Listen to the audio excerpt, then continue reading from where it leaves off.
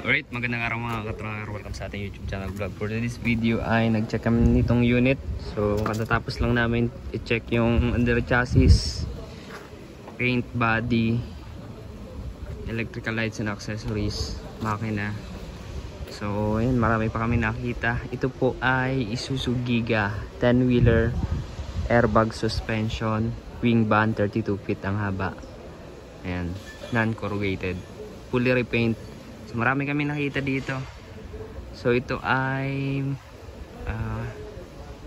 chine-check namin, kina-quality control inspection namin para malaman kung nasa magandang kondisyon na. Pero marami kami nakita tulad nung tagas dun sa bubong ng wing band, may leak kaya tumatagos yung tubig. And then yung cambio niya nababanat kapag tinaas yung cab, kaya tuloy pumapasok sa segunda, primera, kaya nawawala ng power yung ating cab lifter motor. Ayan. So yun, papayos pa namin. And then may singaw yung preno, yung sa air brake niya, may problema yung linya. Pag ginapakan namin yung preno, ang nangyayari, may singaw sa putol yung wire. Tapos yung kanyang wings, yung hydraulic oil, may butas yung linya dito sa kanan, kaliwa dito, yan nag-leak na. And then palitan to ng differential transmission gear oil, saka yung dalawang airbag suspension.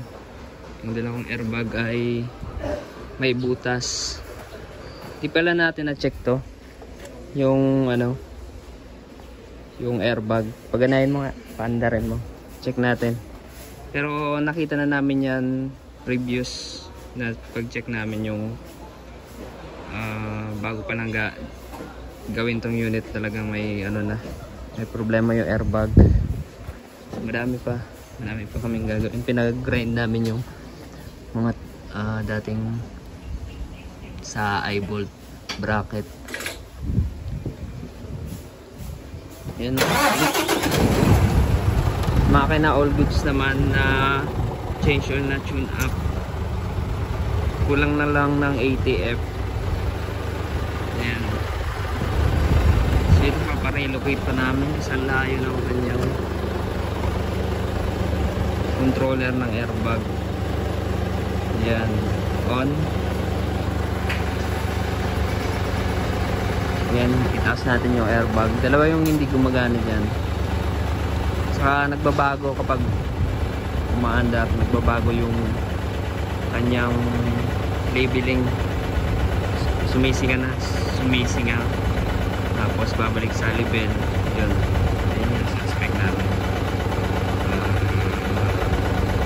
Yung airbag nya, may butas dalawa, tapos nawawala ng hangin kapag naka-standby na yung motor, patay na. So level natin na yan, level lang. Yan, nag-leveling siya. Naman to, automatic naman nag-leveling to kapag pinetay natin yung controller. So baba, yan, sagad, patay natin, kusang mag-level yan.